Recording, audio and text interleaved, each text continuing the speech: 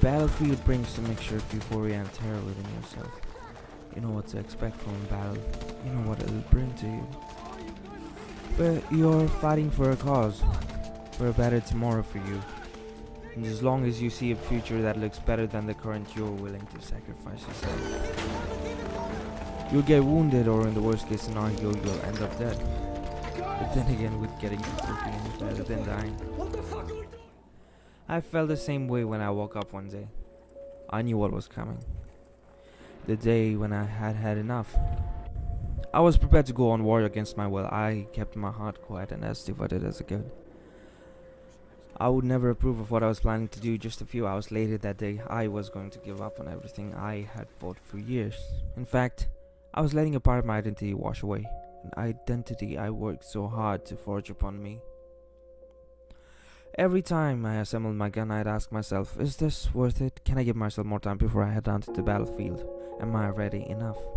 But all those questions were there only to baffle me. I knew what I wanted.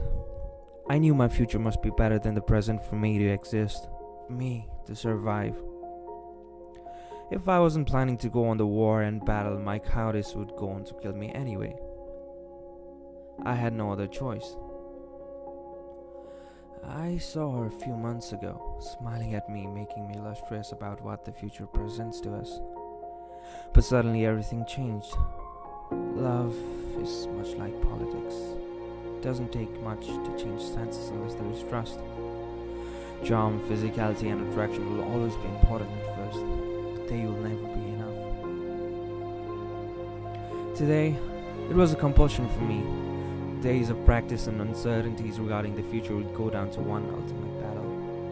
I was willing to fight anything for a better tomorrow. I stood up, closed my eyes and assembled my gun properly for one final time. I put all the necessary ammo in my pouch along with a pistol and the combat knife. The euphoria kicked in, the nervousness settled. I took a shot once. I took a shot again. The bullets came firing right back at me. It was as if I was shooting at an unbreakable mirror. I dodged, somehow, and I continued to battle my way through it. I wanted to win this battle for me and for the people who cared about me. Alas, a bullet hit right at my arm.